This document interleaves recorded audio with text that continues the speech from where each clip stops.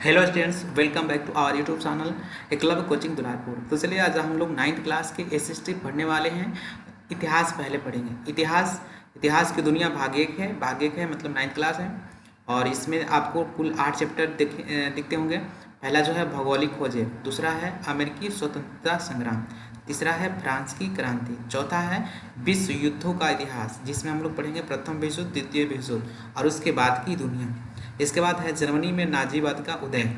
इसके बाद है 6 चैप्टर जो है आदिवासी समाज और उपनिवेशवाद। ठीक है। अगला है विश्व शांति के प्रयास, जैसे कि जब प्रथम विश्व युद्ध और दूसरा विश्व युद्ध जब हुआ तो किस तरह से हमारे मतलब संसार में हमारे वर्ल्ड में शांति का प्रयास किए गए, जिसके लिए बहुत सारे संगठन बनाए गए, जिसे विश्व शांति के प्रयास के नाम से चैप्टर वाले में हम लोग पढ़ेंगे। कृषि और खेतिहर समाज तो हम लोग पहला चैप्टर पढ़ेंगे जिसका नाम है भौगोलिक खोजें।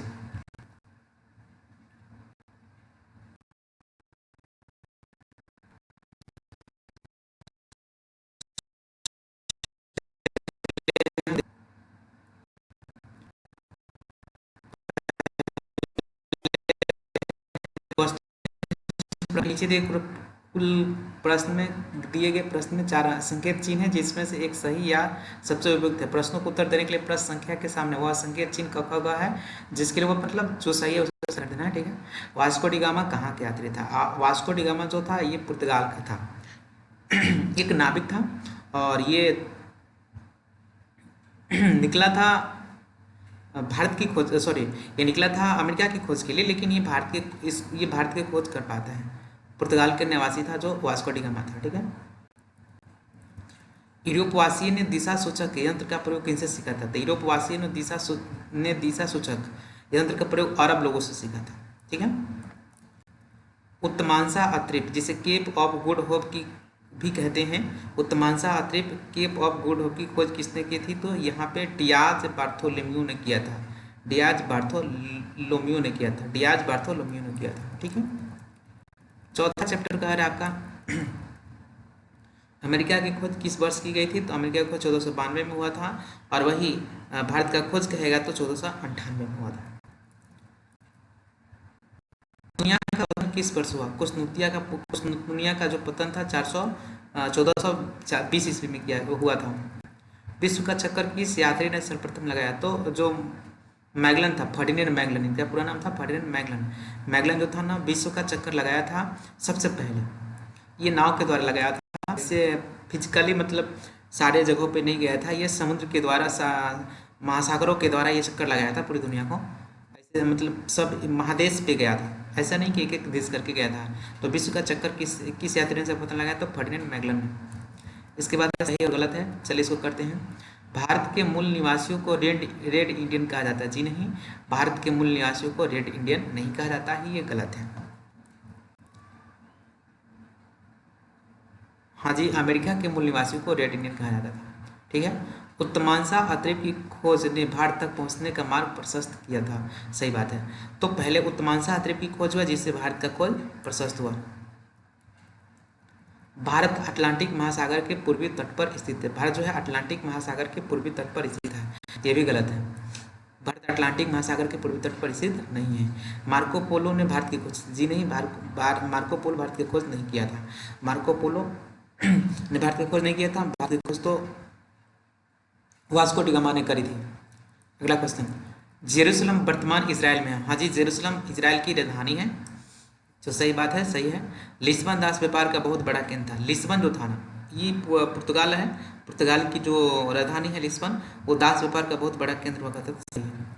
अमेरिगू ने नई दुनिया को विस्तार से खोजा था? हाँ जी, सही है। अमेरिगू नाम की जो व्यक्ति था, नई दुनिया अमेरिका को कहते हैं, उससे विस्तार से खोजा था। अब कुछ है अति लघु प्रश्न।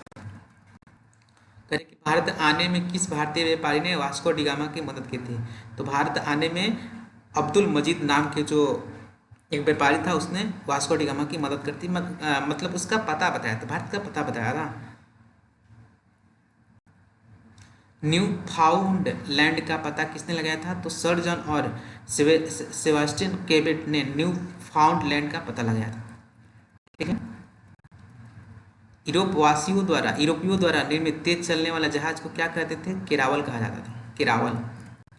दक्षिण अफ्रीका का दक्षिणतम बिंदु कौन सा स्थल है? दक्षिण अफ्रीका का दक्षिणतम बिंदु उत्तमांशा अतरेप, इसको कहते हैं केप ऑफ गुड होप। ठीक है। 11वीं और 12वीं शताब्दी में ईसाई एवं मुसलमानों के बीच धर्म युद्ध क्यों हुआ था? तो 11वीं और 12वीं शताब्दी में ईसाई एवं मुसलमानों के बीच धर्म युद्ध हुआ था 11वीं-12वीं शताब्दी में जेरूसलम अधिकार के मुद्दों को लेकर धर्म युद्ध हुआ था। 1453 में कुश्तुनिया पर किसने अधिक आधिपत्य जमाया था? तो तुर्की ने। ठीक है। पुर्तगाल एवं स्पेन किस महासागर के पास अवस्थित है? तो पुर्तगाल एवं स्पेन दोनों ही अटलांटिक महासागर के पास अवस्थित है। ये हो गया। आप चलते हैं लघु उत्तरीय प्रश्न के पास। कह रहे कि यूरोप में मध्यकाल को अंधकार युग क्यों कहा जाता है? क्योंकि सब यहाँ पे अंधविश्वास था। मतलब जो वहाँ के पारसी लोग होते थे वो बोलते थे और दुनिया मतलब वहाँ के लोग मान लेते थे और मतलब कोई प्रूफ लेने या जाने का प्रयास नहीं करता था। मध्यकालीन यूरोप को अंधकार युग इसलिए कहा गया है कि यह काल सामान्य प्रवृत्तियों का काल था। इस काल में न तो व्यापार वाणिज्य विगतिशीलता था और न ही धर्म का स्वरूप ही मानवीय था। पृथ्वी के बारे में ज्ञान अत्यल्प अल्प था और अंधविश्वास से युक्त था। ठीक है। अगला क्वेश्चन है कि भौगोलिक खोजों में वैज्ञानिक उपकरणों का क्या योगदान था? तो इस काल में हुए नए नए वैज्ञानिक उपकरणों का आविष्कार ने समुद्री यात्रा अर्थात भौगोलिक खोजों को आसान कर दिया।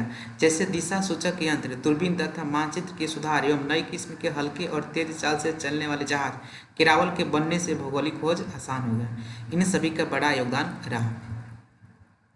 भौगोलिक खोजों ने व्यापार वाणिज्य पर किस प्रकार प्रभाव डाले? मतलब जो भौगोलिक खोज हुआ, जो नए नए जगहों का खोज हुआ, उससे व्यापार वाणिज्य पर किस प्रकार प्रभाव डाले? भौगोलिक खोजों ने नए देशों की खोज एवं नए व्यापारिक संपर्कों ने यूरोपीय व्यापारी वाणिज्य में क्रांतिकारी परिवर्तन लाया। उपनिवेशों के आर्थिक उपनिवेश मतलब अगर किसी देश पे कोई दूसरा देश अपने आधिपत्य जमा लेता था या वहाँ से व्यापार कंट्रोल करता था तो उसे उपनिवेश कहा जाता था। तो उपनिवेश के आर्थिक शोषण से यूरोपीय देश समृद्ध होने लगे। इस प्रगति ने यूरोपीय व्यापार को चरम उत्कर्ष पर पहुंचा दिया। अतः मुद्रा व्यवस्था का विकास हुआ। मतलब यहाँ पे पहले वस्तु विनिमय प्रणाली होता था जिसमें वस्तुओं से वस्तुओं का लेन देन होता था, लेकिन अब क्या होने लगा कि मुद्रा व्यवस्था का विकास हुआ। हुंडी, ऋण पत्र आदि व्यापारिक शाख का विकास हुआ। व्यापार अपने स्थानीय स्वरूप से विकसित होकर वैश्विक रूप लेने लगा। ठीक है। भौगोलिक खोजों ने किस प्रकार भ्रांतियां को तोड़ा? मतलब जब भौगोलिक खोज हुआ तो बहुत सारे ऐसे मान्यताएं थी जो कि अब वो नहीं रहे। तो यही कह रहे कि भौगोलिक खोजों ने किस प्रकार भ्रांतियां को तोड़ा? भौगोलिक खोजों ने भौगोलिक ज्ञान के संदर्भ में प्राप्त भ्रांतियों को तोड़ने का कार्य किया। इससे चर्च द्वारा प्रसारित अवधारणाओं पर अंगुली उठने लगी। जो चर्च का जो हेड होता था मतलब उसी को सबसे ऊपर रखा जाता था। वो जो बोलता था उसी को सत्य माना जाता था। उसके विरुद्ध कोई जाना नहीं जाता था क्योंकि वो सजाए या मौत भी सुना देते थे। यही कह रहे कि इससे चर्च द्वारा प्रसारित अवधारणा पर अंगुली उठने लगी। कालांतर में यह यूरोप में धर्म सुधार आंदोलन का कारण बना। नए गोलार्ध के आविष्कार से यूरोप की क्षुद्रता और दुनिया की महत्ता के अभूतपूर्व जानकारी ने मनुष्य को नए नए आविष्कारों के रास्ते पर खड़ा कर दिया। इसका संदेश स्पेनिश सिक्के समान और भी है सामने और भी है से स्पष्ट होता है। मतलब ये इसका संदेश स्पेन के जो सिक्के थे उस पर लिखे गए थे शब्द सामने और भी है, इससे स्पष्ट हो जाता है। भौगोलिक खोज ने किस प्रकार विश्व के मानचित्र पे परिवर्तन लाया? मतलब जब भौगोलिक खोज हुआ तो कैसे मानचित्र पे परिवर्तन है? भौगोलिक खोजों के पहले समाज अंधविश्वास से युक्त था। अमेरिका अर्थात नई दुनिया की खोज, हाँ जी ध्यान रखिएगा कि अमेरिका को नई दुनिया कहते हैं। भारत की खोज तथा ऑस्ट्रेलिया की खोज से उपनिवेशों की स्थापना होने लगी। उपनिवेश का मतलब होता है किसी दूसरे देश पे कब्जा कर लेना। कब्जा नहीं बोलेंगे, मतलब जो ट्रेड कंट्रोल होता है वो कर लेना, वो उपनिवेश कहलाता है। फलस्वरूप साम्राज्यवाद का विकास होने लगा। हाँ जी, उपनिवेश का ही बड़ा रूप साम्राज्यवाद कहलाता है। तो साम्राज्यवाद में पॉलिटिकल कंट्रोल भी होने लगती हैं। यूरोपीय देशों की सभ्यता, संस्कृति, धर्म आदि का विस्तार हुआ। सारे देश सिमट कर एक हो गए। इससे दुनिया का एकीकरण यूरोपीकरण के द्वारा हुआ। मतलब सबका एकीकरण हुआ। अतः विश्व के मौलिक मानचित्र में परिवर्तन तो नहीं हुए पर राजनीतिक परिवर्तन अवश्य हो गया। ये थे लघु उत्तरीय प्रश्न। अब चलते हैं दीर्घ उत्तरीय प्रश्न। भौगोलिक खोजों का क्या तात्पर्य? इससे किस प्रकार विश्व की दूरियां घटी? आंसर देखिएगा। विश्व की प्रारंभिक सभ्यताओं की काल से ही व्यापार एवं वाणिज्य परस्पर संपर्क का कारण रहा है। मतलब एक दूसरे से व्यापार ट्रेड होते रहा था। यह व्यापार मुख्यतः एक निश्चित मार्ग के माध्यम से होता था। हाँ जी, एक रास्ता होता था जिसके द्वारा यह व्यापार संभव होता था। परंतु विश्व के कई ऐसे क्षेत्र थे जिनमें जनजीवन तो विद्यमान था, लेकिन शेष विश्व से उनका जुड़ाव नहीं था। कहने का मतलब भारत का खोज हुआ, इसका मतलब ये नहीं कि भारत भूला गया था। भारत था, भारत में लोग रहते थे, भारत में जिंदगी चलता था, लेकिन लोगों को पता नहीं था कि हाँ भारत है। जैसे अमेरिका, अफ्रीका, ऑस्ट्रेलिया तथा एशिया कुछ हिस्से, इन्हीं क्षेत्रों की समुद्री मार्ग द्वारा खोज हुई या समुद्र यात्रा से नए नए देशों का पता लगे, जिसे भौगोलिक खोज कहते हैं। भौगोलिक खोज का कहने का मतलब वो स्थान था लेकिन दुनिया को पता नहीं था, तो समुद्री यात्रा इसके द्वारा खोजा गया। भौगोलिक खोजों के कारण विश्व की दूरियां कम हो गई। मतलब एक दूसरे मतलब देश के बीच दूरियां घट गई। इस घटना ने पहली बार लोगों को संसार को बृहद भूखंड से परिचित कराया और विश्व के देश एक दूसरे से संपर्क में आए। एशिया और यूरोप के विभिन्न सभ्यताओं को जो पहले से अलग थी, परस्पर संपर्क स्थापित हुआ। यूरोप वाले ने अपनी सभ्यता, संस्कृति, धर्म एवं साहित्य का प्रचार प्रसार किया। इस कारण लोगों में आपसी भेद मतभेद दोनों तरह की भावनाओं का विकास हुआ। फलतः इसी प्रकार की दूरियां क्या हो गई, कम हो गई। अगला क्वेश्चन है दूसरा, भौगोलिक खोजों के कारणों की व्याख्या करें। उत्तर, भौगोलिक खोजों के निम्नलिखित उत्तर सॉरी यहाँ से फिर से देखिएगा, भौगोलिक खोज के कारण की व्याख्या करें। मतलब भौगोलिक खोज के क्या कारण थे, तो उत्तर यहाँ से बता रहा है कि भौगोलिक खोज के निम्नलिखित कारण थे। पहला, धर्म युद्ध। धर्म युद्ध 11वीं-12वीं शताब्दी में जेरूसलम की घटनाक्रम थे। जेरूसलम कौन थी, तो ये इजराइल की राजधानी थी। इसके दौरान ही यूरोपियनों को यह महसूस होने लगा था कि दुनिया के हर पहलू को समझा जाए। कहने का मतलब साइंटिफिकली लोग सोचना शुरू कर दें, इसी के लिए आंदोलन हुआ था। अतः भौगोलिक खोजों को प्रोत्साहन मिला। ठीक है। दूसरा कारण कह रहे हैं कुस्तुनिया पर तुर्की का आधिपत्य। कुस्तुनिया पर तुर्की का आधिपत्य मतलब अधिकार होने से यूरोपीय व्यापारियों के लिए इस मार्ग से व्यापार करना ठीक नहीं रहा, क्योंकि तुर्की ने इस मार्ग से व्यापार के बदले भारी कर वसूलना शुरू किया था, जिसका हल ढूंढना यूरोपियनों के लिए आवश्यक था। कहने का मतलब कुस्तुनिया पर जब तुर्की का अधिकार जम गया, तो कुस्तुनिया पर तुर्की का आधिपत्य होने से यूरोप के जो व्यापारी थे ना, उसके लिए एक दूसरा मार्ग ढूंढना मतलब लगने लगा कि अब दूसरा मार्ग हम लोग को ढूंढना चाहिए, क्योंकि इस मार्ग से बहुत बड़ा भारी टैक्स देना पड़ता था। इस कारण से मतलब भौगोलिक खोज संभव हुआ। नए नए आविष्कार मतलब इस काल में हुए नए नए आविष्कारों ने समुद्री यात्रा एवं नौसेना के विकास को आसान कर दिया। कंपास, दूरबीन, हल्के, मजबूत और तेज जहाज बने। इन नए उपकरण एवं साहस के बल पर यूरोपीय नाविकों ने अटलांटिक एवं भूमध्य सागर में अपने जहाज उतारे। फलस्वरूप भौगोलिक खोजें हुई। पुर्तगाल के राजकुमार और स्पेन की महारानी का सहयोग। पुर्तगाल के जो राजकुमार था और स्पेन की जो महारानी थी, उनका भी सहयोग मिला भौगोलिक खोज में। पुर्तगाल के राजकुमार हेनरी द नेविगेटर तथा स्पेन की महारानी इसाबेल ने भौगोलिक खोजों को प्रोत्साहन दिया तथा जाने का खर्च आदि देकर विदा किया। कहने का मतलब ये लोग उत्सुक थे कि हमें किसी दूसरे देश मतलब जो मतलब यूरोपियन देश थे, वो सोचते थे कि हमें एक अल्टरनेटिव वे मिले, मतलब एक वैकल्पिक रास्ता मिले, क्योंकि जिस रास्ते से पहले व्यापार होता था उस पर तुर्की ने अपना अधिकार जमा लिया था और वो भारी टैक्स वसूलता था, जिसके कारण लोगों को लगने लगा कि नहीं, हमें एक दूसरा रास्ता को अपनाना चाहिए। चलते हैं तीसरे क्वेश्चन की तरफ। तो ये मैप का क्वेश्चन है, नहीं हो करिएगा तो चल जाएगा, इससे कोई मतलब है नहीं। चलिए, कह रहे कि नए अन्वेषित भूभागों को विश्व के मानचित्र अंकित करें और यह बता दे कि भौगोलिक खोज से पूर्व आप यदि यूरोप में होते तो भारत से किस प्रकार व्यापार करते। देखो, ये है नए अन्वेषित भूभाग, जैसे कि आप देख पा रहे होंगे।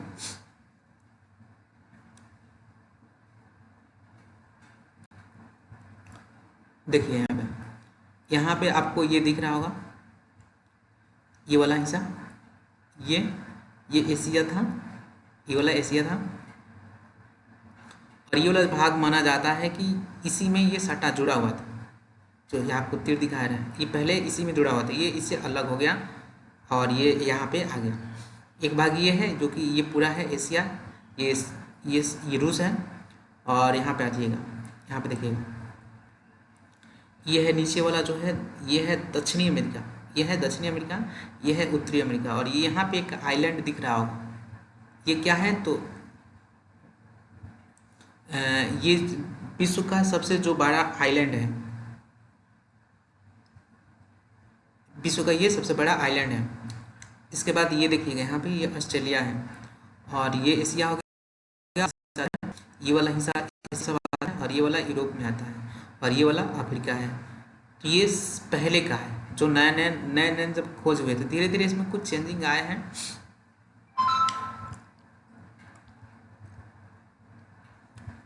ये विश्व का जो सबसे बड़ा आइलैंड है, जिसको हम ग्रीनलैंड कहते हैं। ग्रीनलैंड पे पूछेगा कि किसका अधिकार, तो ग्रीनलैंड पे जो डेनमार्क का अधिकार है, ठीक है, डेनमार्क के यूरोप का देश है, डेनमार्क का अधिकार है। भले ये अमेरिका के करीब में है, मतलब उत्तरी अमेरिका के करीब है, लेकिन इस पे अमेरिका का नहीं, इस पे डेनमार्क का अधिकार है। विश्व का सबसे जो बड़ा मतलब आइलैंड जो है ग्रीनलैंड है, इसका हल्के कह रहे हैं कि कोलंबस ने अमेरिका की खोज की 1492 में, यहाँ पे गलत लिखा है, कोलंबस ने अमेरिका खोज की 1492 में, गलत है, सुधार लीजिएगा। बार्थोलोमेयो डियाज ने केप ऑफ गुड होप का 1488 में खोज किया था। देखिए यहाँ आपको दिख रहा होगा, यहाँ पे यूरोपियन देश है, यहीं से कोलंबस भी आया था, और वास्को डी गामा भी आया था। तो जो कोलंबस था ना, वो भारत की खोज के लिए निकला था, लेकिन वो इधर जाने की बजाय ये इधर चला गया। इस तरह से उसने अमेरिका की खोज की, और इसको नई दुनिया के नाम से जाना गया। ये नई दुनिया अमेरिका को कहा जाता है। तो इस तरह से वो 1492 में पहुंच गया, कहाँ? अमेरिका की खोज कर लिया, जिसे नई दुनिया के नाम कहते हैं। ठीक है, 1498 में क्या हुआ था कि यहाँ से एक और नाविक चला था, जिसका नाम क्या था? जिसका नाम था वास्को डी गामा। तो इस रास्ते से आए थे, यहाँ से पहले यहाँ पहुँचा, इसी को कहते हैं cap of good hope.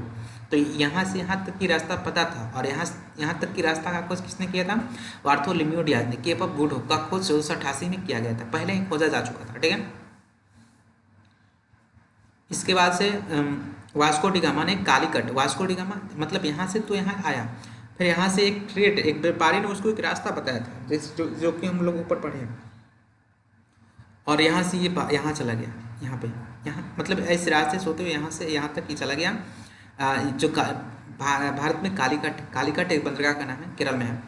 Captain cook ने ऑस्ट्रेलिया, यहाँ पे जो आपको ऑस्ट्रेलिया दिख रहा होगा ना, एक कैप्टन कुक ने खोज किया था। तो एक बार याद रखिएगा अच्छे से, कोलंबस ने अमेरिका की खोज की थी 1492 में, यही अमेरिका है, ये नई दुनिया कहलाता है। बार्थोलोमेयो डियाज ने केप ऑफ गुड ऑफ 1488 में, यहाँ पे जो दक्षिण छोर है ना, ये अफ्रीका है, अफ्रीका के दक्षिण छोर को हम केप ऑफ गुड ऑफ कहते हैं। तो यहाँ पे 1488 में खोज किया था बार्थोलोमेयो डियाज। वास्को डी गामा ने कालीकट में 1498 में प्रवेश किया था। यहाँ पे कैप्टन कुक ने ऑस्ट्रेलिया खोज की थी। भौगोलिक खोज से पूर्व यदि मैं यूरोप में होता तो वही मार्ग है, मार्ग होगा जिससे कोलंबस ने अपनाया था, चलकर जहाज और भारत आता, ठीक है। क्वेश्चन नंबर 4 है,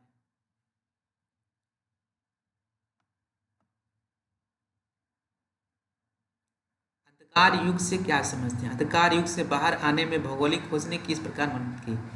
तो अंधकार युग मध्यकालीन यूरोपीय इतिहास के अध्ययन से पता चलता है कि यह सामान्य प्रवृत्ति का काल था। कहने का मतलब यहाँ पे जो मतलब जिनका समाज में वर्चस्व था, उन्हीं लोगों का काल था, वो लोग जो कहते थे वही होता था।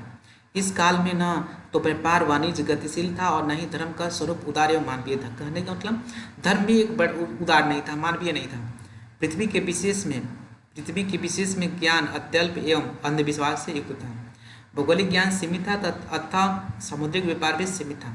उस समय लोगों को विश्वास था कि अधिकतम दूरी पर जाने पर पृथ्वी के किनारों से गिरकर अनंत में विलीन हो जाना पड़ेगा। कहने का मतलब कि ये गोलाकार कोई वस्तु है, तो उसमें आप चलते जाइएगा तो एक बार गिर जाइएगा। ये पहले के लोग मानते थे। यही युग अंधकार युग के नाम से जाना जाता है। अंधकार युग से बाहर आने में भौगोलिक खोज का महत्वपूर्ण स्थान है। भौगोलिक खोज के कारण आपसी जानकारी मिली, लोग एक दूसरे के निकट हैं। एशिया और यूरोप की सभ्यताओं को मेल हुआ और एक दूसरे की सभ्यता और संस्कृति में परिचय हुआ। ईसाई धर्म का प्रचार अफ्रीका, एशिया तथा अमेरिका में किया गया। इस धर्म की व्यापक प्रचार ने चर्च की प्रभुता को कम किया। भौगोलिक खोजों के कारण हुई ज्ञान में वृद्धि से धर्म पर भी प्रभाव पड़ा, कितने ही स्थलों पर अंधविश्वास का खंडन हुआ, इस प्रकार लोग अंधकार युग से बाहर आ गए। मतलब अब लोग वैज्ञानिक तरीके से सोचना शुरू कर दिए। अब किसी की कही गई बातों पर भरोसा नहीं रहा, लोग कुछ भी सुनते तो पहले उसका प्रमाण खोजना शुरू करते हैं।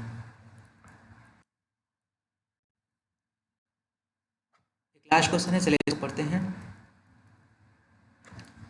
भौगोलिक खोज के परिणाम का वर्णन करें, इस विषय पर क्या प्रभाव डाला, इसने विश्व पर क्या प्रभाव डाला। कहने का मतलब जो भौगोलिक खोज हुआ उसका क्या परिणाम निकला। तो भौगोलिक खोज के दूरगामी परिणाम हुए, तो ये निम्नलिखित हैं, ये निम्नलिखित हैं।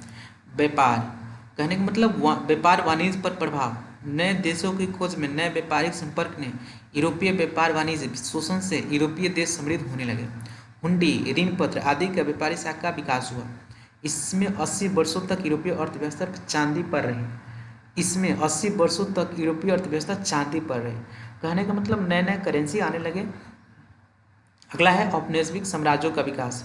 साम्राज्यवाद का विकास जारी रहा। साम्राज्यवाद का मतलब होता है अपने से किसी कम देश पर अधिकार जमा लेना और वहाँ के राजनीतिक मतलब राजनीतिक में भी अपना हस्तक्षेप करना साम्राज्यवाद कहलाएगा।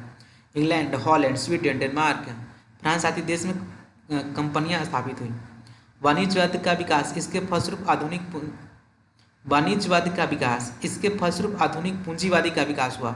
अंतर्राष्ट्रीय स्तर पर सोने चांदी की लूट हुई। दास व्यापार का विकास, दास व्यापार का विकास, व्यापार में मानव श्रम की महत्ता ने दास व्यापार को प्रोत्साहित किया। कहने का मतलब उत्पादन ज़्यादा से ज़्यादा करना था तो लोग चाहिए ना, तो इसके लिए दास व्यापार शुरू हो गया। भारत से पकड़ पकड़ के लोगों को ले जाते थे और उसको पैसा भी नहीं देते थे और बहुत कम पैसा देते थे और उससे बहुत ज़्यादा काम लेते थे। इसी को दास प्रथा कहा गया है। गुलामों को जंगल काटने, कृषि कार्य करने के लिए मजदूरों को खरीद बिक्री होती थी। ईसाई धर्म का प्रसार, यूरोप वाले उपनिवेशों में ईसाई धर्म का प्रचार प्रसार किया गया है। तो वो लोग क्रिश्चियन हैं, ईसाई धर्म का प्रचार प्रसार बहुत ही बड़े पैमाने पर किए। मतलब जहाँ जहाँ उन्होंने गए अपने धर्म का प्रचार किया। ईसाई वही धर्म है जिसने मतलब ईसा मसीह ने